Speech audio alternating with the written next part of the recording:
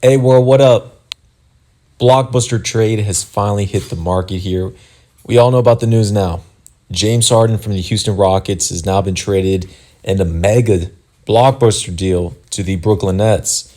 Now, this was a story and rumors that occurred around a month or two ago, and there is different destinations to where the Rockets would send James Harden off to. So, first of all, Russell Westbrook got out of there for a John Wall flip. And now for James Harden, he spent a couple of games within the Houston Rockets. Looked like it extended a little further than what they had hoped to be.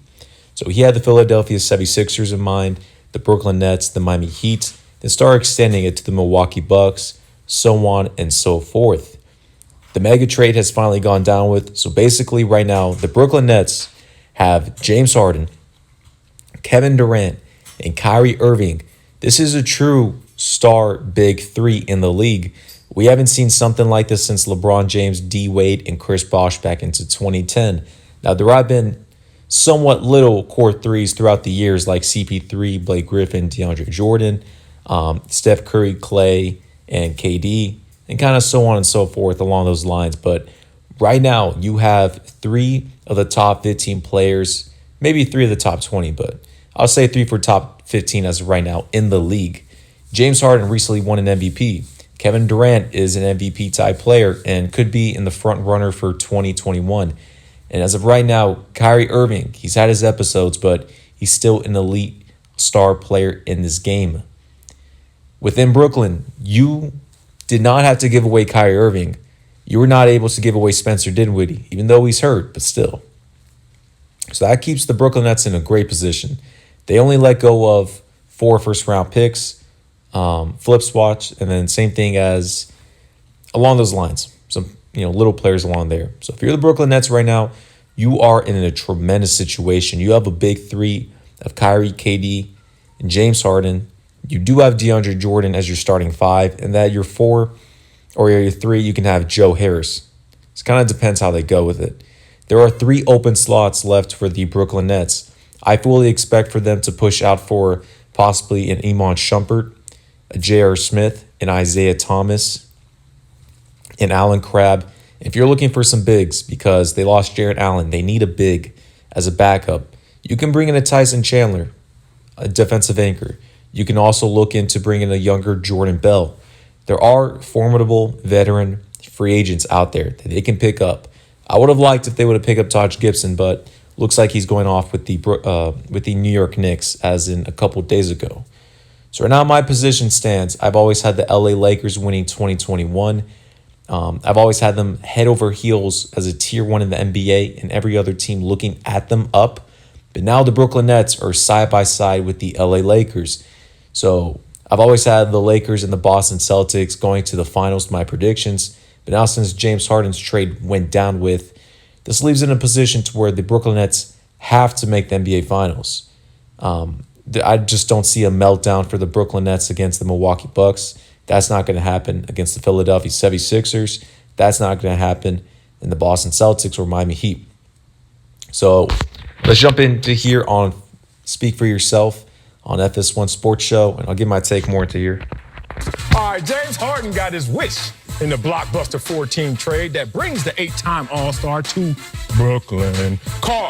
Harden is forming the NBA's newest super team in a reunion with KD and along with Kyrie Irving. The Nets are currently 7-6, but they now have the second best championship odds according to Fox Bet Sportsbook, right behind the Lakers. So, Acho, will the Nets experiment work?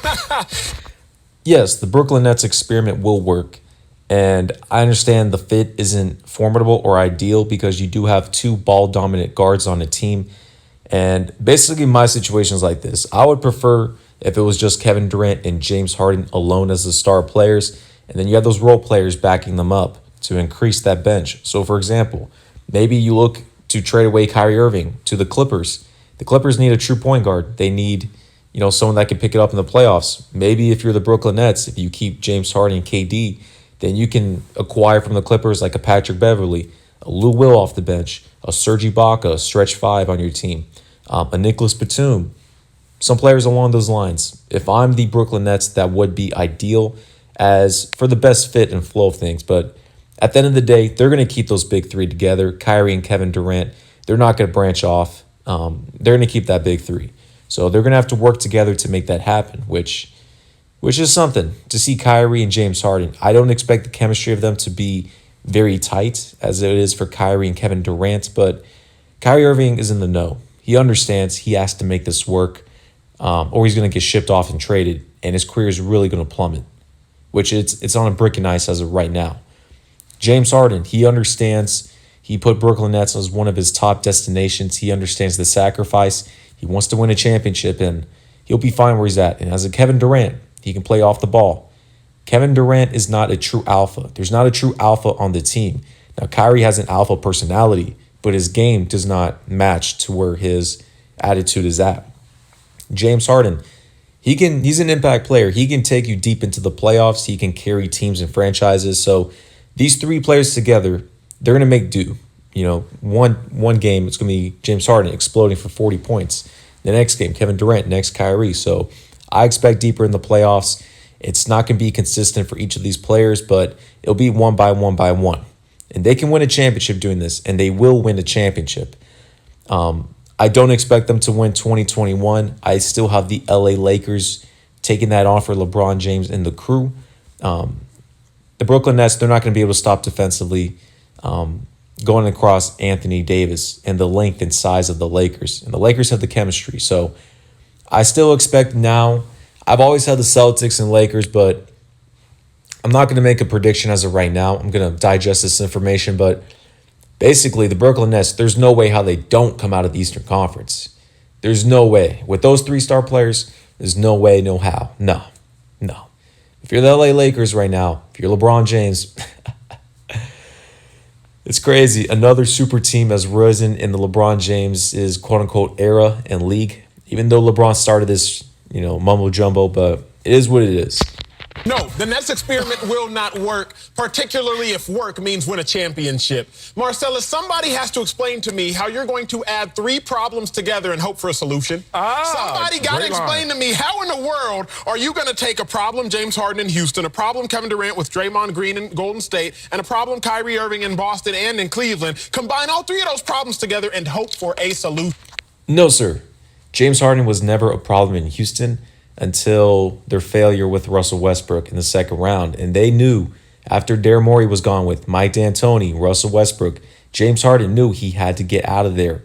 It was not a huge problem as people expect it to be. I can care less when it comes down to that. With Kyrie Irving, yes, with Boston, he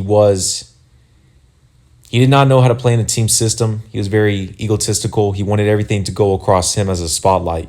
And that Boston Celtics team in 2019, originally before the season started, they were favorites to come out of the Eastern Conference, and they folded in the second round against the Milwaukee Bucks. They were around 10 to 12 deep within that team. That team was stacked as it is. As in Kevin Durant, he was not a problem or issue with Golden State whatsoever. These three players, as of right now, they are able to easily win 2 championships in the next 3 to 4 seasons. And I expect them to. I've always had in my position, I've always had the LA Lakers to pretty much win 2021. In 2022, I still expected the Lakers to have that last dance, but since now James Harden's on the Nets, it's probably going to happen to where LA Lakers are going to win 2021, probably against the Nets in the finals. And then in 2022, we're probably going to have to see the Nets win against maybe the Clippers or someone along those range. I don't know, I'm kind of freestyling here, but no, that's not the case. Overall, listen, the Nets, they're going to win a championship easily. They're going to win one in the next 3 seasons or so. Most likely in 2022 in my position when it comes down to it. I don't want to hear all this talk about James Harden, Kyrie, and Kevin Durant won't fit together whatsoever. They're going to be fine where they're at. They're going to be good. They're going to be an electric offensive team. And this is a good position for Steve Nash as of right now, being a rookie head coach. Even though he doesn't have the quote-unquote respect, he will understand with his coaching staff to make the rotation formidable. And again, James Harden and Kyrie do not have to play every single second together on the floor. You can start off Kyrie with James Harden. Some of them can sacrifice for 5 or 6 minutes. You can sit one of them for the rest of the quarter and then flip it within the second quarter. So, for example, James Harden and Kyrie are playing the first quarter, and let's just say they pull Kyrie Irving around 5 or 6 minutes in the first. James Harden and KD pretty much play almost to the rest of that first quarter. And then coming into the second quarter, you can have Kyrie Irving over there with the second unit, balling out, getting the ball usage and all that. It's all about strategy and rotation. So I don't like when fans say that too much about you have all these players together and they act like they gotta play at the same time. No. I'm reminded of middle school. I'm sure we've all been there. Remember when you would get kicked out of class and you'd have to go to after-school detention? Hold on. You assume everybody got kicked out of class. I never got kicked out of class. At one point in time. We all, at one point in time, we got kicked out of class and we had to go to detention. When you go to detention, Marcellus, what happens? You are in a congregation of a bunch of people that got kicked out of class. You're in a group of a whole bunch of troublemakers. Standards. So while one class can survive with the class clown and another class can survive with the class clown, you want to know what happens when you go to after-school detention and it ain't nothing but a whole bunch of class clowns? Tell me, Acho. Pure and utter chaos. All the Brooklyn Nets are about to be is a whole bunch of cats that got kicked out of class, spending time together in detention. This Brooklyn Nets team will not work because you cannot combine several problems together and miraculously think you're going to get a solution. You had to take... Nah, man, that's an asinine statement. I don't know what he's talking about. No. Kevin Durant and James Harden alone will be favorites in the Eastern Conference. You still have Kyrie Irving. Listen, Kyrie has his episodes. I get it. But he's going to make this work. He's not going to go. He's not going to retire.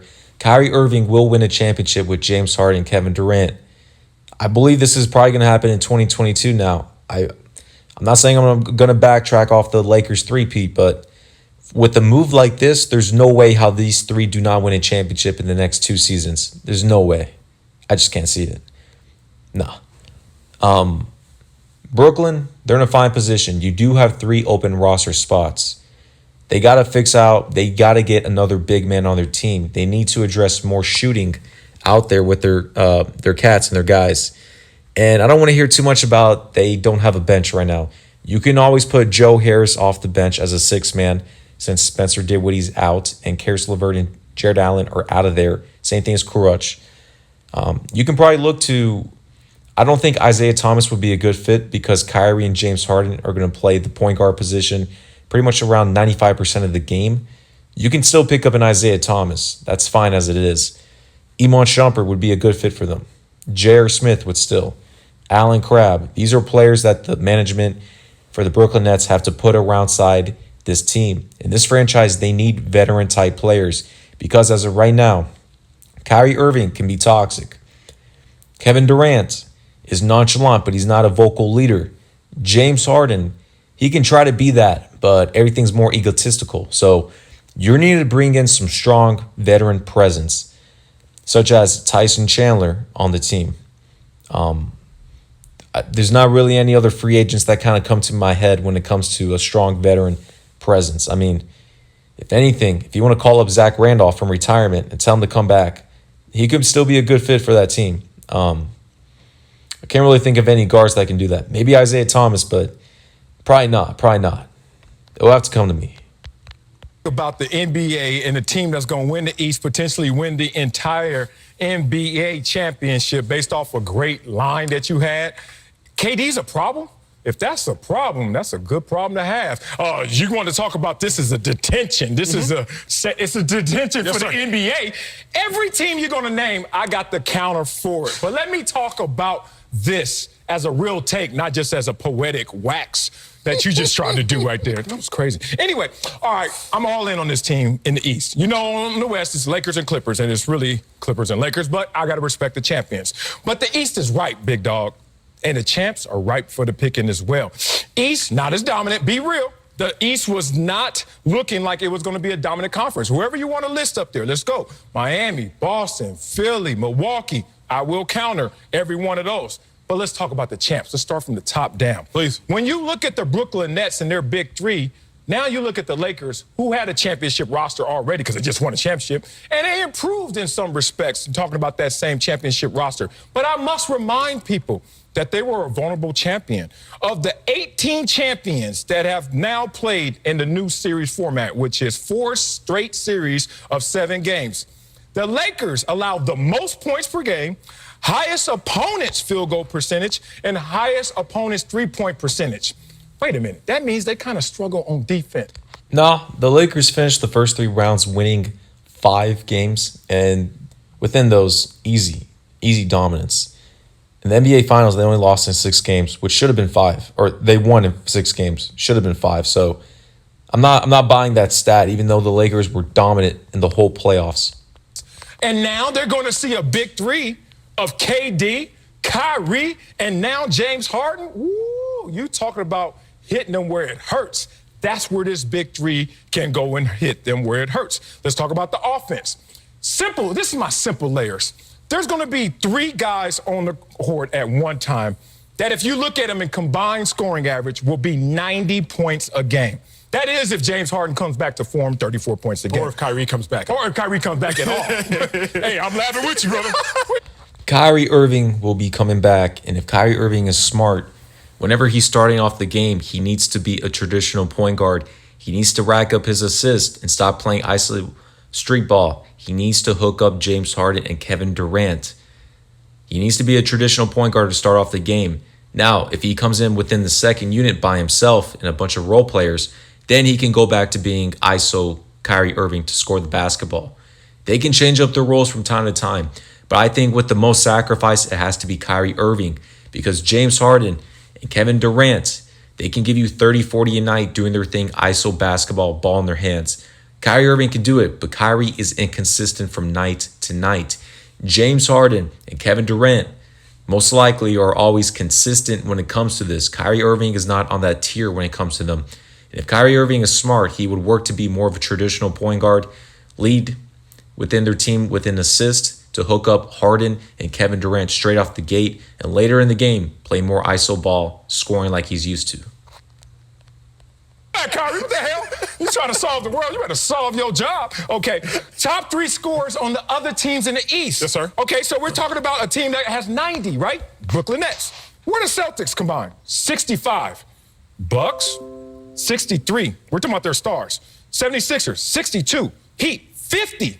Uh-oh. Wait a minute. So in a world where we all know, and you even quoted this when you were trying to take a stab and jab at Nick Saban, that you got to go offensive-minded.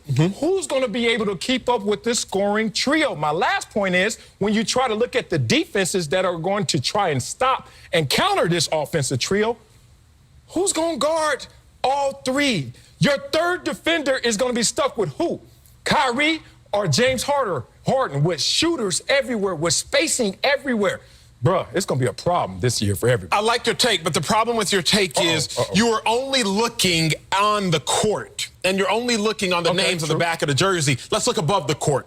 Beyond the game? Let's look that. Well, because I think the mind controls the body, both in sports and in life. Of course. So let's look beyond the talent itself. Okay. Let's talk about the mind. Marcellus, give me team plus talent over talent any day. Team plus talent. See, team plus talent to me is greater than talent. Give me a talented team, accumulation of individuals. I'm going to bring up this point because our true basketball heads will remember it. I brought it up yesterday on the surface level, but I'm going to dive in. Let's go a little bit deeper, not wider. 2004, the greatest basketball upset in the finals in the last 30 years. The Detroit Pistons, they upset the L.A. Lakers. Chauncey Billups, big shot. They asked him afterwards, they said, hey, Chauncey, do you really think you should have beat that Lakers team? He said this. Judging by names on the back of the jersey, we should have been swept. Who? Chauncey Billups, big shot. He said. One of the reasons why I fully expect the LA Lakers to repeat even if they go against the Brooklyn Nets. Now, the Nets, the chemistry is not there whatsoever. And they're going to have an adjustment period when it comes down to their team. They still got to fill out their bench and Steve Nash is a rookie head coach heading on with 3 overwhelming players. Now, nothing wrong having those 3, but when it comes to personalities and roles, I would take Frank Vogel, LeBron James, and Anthony Davis over the Brooklyn Nets. Now, I would expect that series to go 7 games due to the talent and due to the play, but I'll still pick the LA Lakers to win the 2021 NBA championship, and this is huge for LeBron James. There's been debates in the GOAT talk about him versus MJ.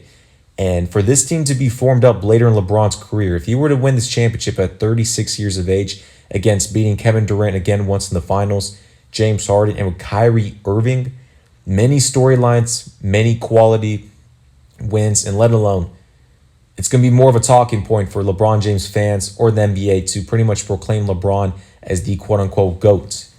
Now, if LeBron were to beat this team, and I expect this to happen, if not them, the Boston Celtics, but I'm not giving a prediction yet. But if he were to take down this team, right now I got LeBron James number 4 all time as it is. I got Kareem over LeBron, but LeBron is right there. If LeBron were to win his 5th championship, let alone if it's against this Brooklyn Nets team, he's easily going to be the second greatest player of all time, top 2 with him and Michael Jordan. And you can make a good case against him and MJ. I'm probably still going to have to pick MJ because he has 2 3-peats. And we can go a little more deeper into that. He's got 6 championships. I still expect LeBron James to finish his career with 6 championships, but I just don't know about the timeline now since you have this new Brooklyn Nets Big 3. So it may not be a 3-peat for the Lakers. It may have to be 3 out of 4 years. We'll get to that. But as for 2021, I fully expect the LA Lakers to win the NBA championship if it's against the Celtics or the Nets or whoever it is. Judging by the names on the back of the jersey, we should have been swept. Well, then, Chauncey Billups, why weren't you swept? I'll let him tell it in his words. He said this: we played to their psyche. He said the Lakers had already won 3 chips, and Shaq had won 3 finals MVPs in a row. So what we said was this: Kobe's not only going to want to win, the late, great Kobe Bryant is going to want to win and win a... Hey, Kobe Bryant fans, you hear that? Listen, mad respect to Kobe Bryant, but Kobe Bryant, within that time period, he was a dynamic duo with Shaq for the last 2 championships. For the first one, he had some breakout games, but Shaquille O'Neal won 3 straight finals MVPs. He was the greatest player in the world and the most dominant force in the league. In 2004, Kobe Bryant had already requested 2 times to get traded away from the LA Lakers. Entering these finals, his mentality was he wanted to win finals MVP. He was looking to remove Shaq from the team and the franchise, and he wanted himself to be the man, the way to go to LA, if anything. If not, he wanted to get out of there, to go to the Clippers or go to the Bulls, etc., etc. And the Detroit Pistons with Larry Brown, they were a unit. They played to their potential. They played as a unit offensively and specifically defensively. And within that series, whenever it came down to it, they took them down. Ben Wallace was electric. Tayshaun Prince locked down Kobe Bryant.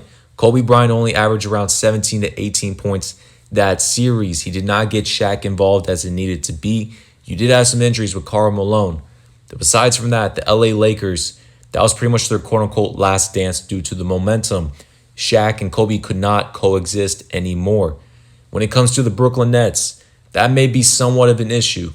It's not a full extent because Harden has not won a championship. Kyrie Irving is desperate to stay on a team, which he knows this is going to be his last championship because he wants to retire early. Kyrie stated that. Kyrie Irving will retire in his low 30s. And if anything, if Kyrie wins a championship in the next 2 seasons, he's probably going to retire after that. And Kevin Durant, he needs to prove to everyone he can be the number 1 guy and lead your team to a championship. So all that said and done, I think there's going to be some hiccups within the first season. There's still going to be an electric all-star team. But I do not expect them to win the championship. On paper, they should be favorites. They should. With all that star power, they should be favorites. But in the background, when it comes to team chemistry, when it comes to X's and O's, coaching, personalities, I'm going to have to pick LeBron James, Anthony Davis, the back-to-back champions, which their chemistry is on 100% right now.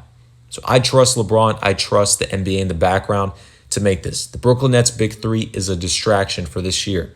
People are now going to pick more towards the Brooklyn Nets, but the LA Lakers are still coming out.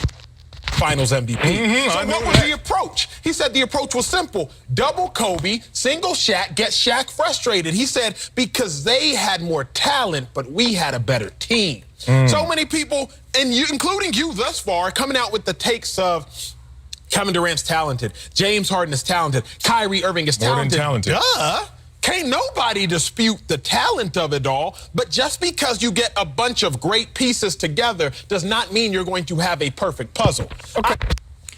The pro thing is, if you're Kyrie Irving and if you're the Brooklyn Nets, Kyrie, if he wants to stay durable, which he usually is injured from time to time within long periods of a season, Kyrie Irving now has an excuse to sit out games, which it won't be Kevin Durant alone, but we'll see more of a duo of Kevin Durant and James Harden on the floor together. James Harden's always going to play around 95% of the season. Same thing around Kevin Durant, maybe around 90%. But Kyrie Irving, if Kyrie Irving can sit around 20 games within this season, moving forward from now, I think that puts him in a great position.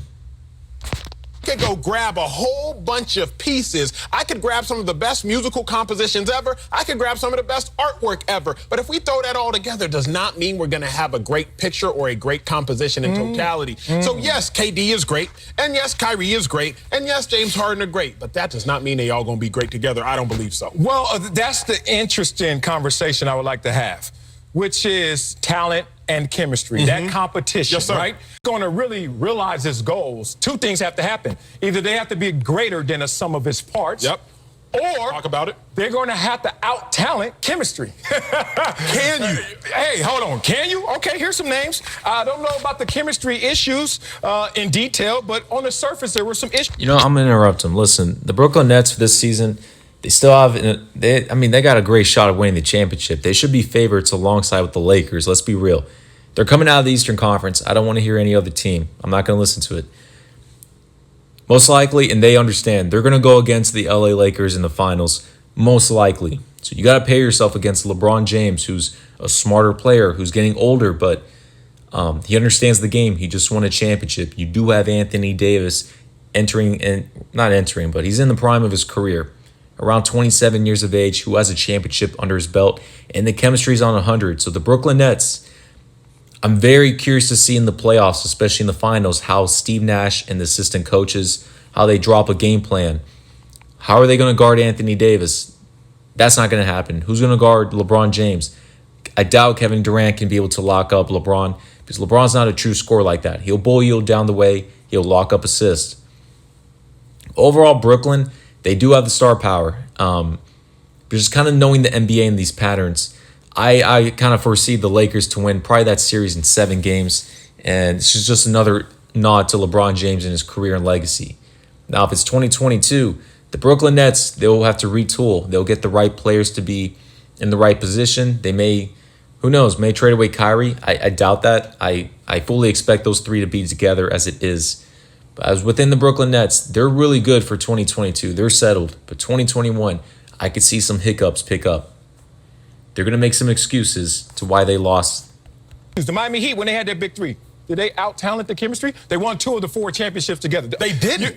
They didn't win 2 of 4? No. They didn't out-talent the chemistry. Can we go there? You want to keep going? And real quickly, Kevin Durant, Kyrie, and James Harden are in the prime of their careers. LeBron James joined Dwayne Wade, who was at the end of his prime. Dwayne Wade was in his prime for only 2011, that season. 2012, 13, 14, Dwayne Wade fell off drastically. Chris Bosh, as it was, he wasn't a superstar in the league. He was just a nice all-star, borderline star player. Let's be real about that. So LeBron James didn't have a quote-unquote super team all 4 years. 2011 was a super team. 2012, 13, and 14 it's a star team, but it wasn't head over heels. Like they're automatic favorites to destroy the league. Now, they were favorites to win the championship all those years, but it wasn't by a long shot. These Brooklyn Nets have these 3 players in the primes of their career. Way different. I want to keep going. Go ahead. Damn, you mean. Okay. Okay. What about the Warriors? Steph, Clay, KD, Draymond, whatever you want to call that. That make big 3, big 4. Cavs with LeBron, Kyrie, Kevin Love. No that surprise. Bird, Parrish, McHale. Let's go back. Magic, Kareem, Worthy, Duncan, Parker, Ginobili. The point is, there's a lot of different configurations of what the chemistry looked like for those teams, right? But those are all successful big 3s that when meshed together or when seen from afar before we knew what they actually did in resume and performance, there were question marks. You're like, I don't know how that's going to fit. I remember when KD went to Golden State, the first thing was, oh, that's a punk move, which I hated hearing. But the second thing was, well, who's going to be the man? I was like, you know who's going to be the man? The best player. Because guess what? We all are players. When we get on the field, the media... Bosh, that is a more talented team than Dirk Nowitzki, Jason Kidd, Jason Carey, Tyson Chandler. No doubt about it. argument. I'm from Dallas, so I watched all the Mavericks games. No argument. That Heat team is a more talented team. But ask anybody, any basketball head, that first year, LeBron kind of deferred to D. Wade. That's going what to the problem Miami. was. I'm going to end it off here. I know where they're coming from. with these three players as a big three as together, that always have the ball in their hands. They're always the main guys. You got three of them now. You got to defer to two of them when it comes to sacrificing each game drastically or very little. When it comes down to that, I expect more for the LA Lakers to win the championship. They're good with their roles. They're good where they're at. They have a huge winning record around 10-3. The Brooklyn Nets right now, they're going to have the star power. They'll be fine where they're at. They'll be fine. I mean, when you have Harden and Kevin Durant just alone, that right there, that team should come out of the East. But then you add in Kyrie Irving as well. They're fine where they're at. So overall, the Brooklyn Nets, I expect more pieces to be moved via trade, let alone free agency signings. The Lakers, they're still going to be top of the Western Conference. They're fine where they're at. But the Brooklyn Nets right now, we've never seen a big three like this in this type of fashion that play iso ball. So I'm very curious to see how this works out. But I'm shocked from the trade. Real quickly, the Rockets took some L's. The Indiana Pacers, kudos to them getting Karis LeVert, and then the Cavaliers for getting Jared Allen. The Houston Rockets, I didn't like that trade, but I'll probably make another video for that another time.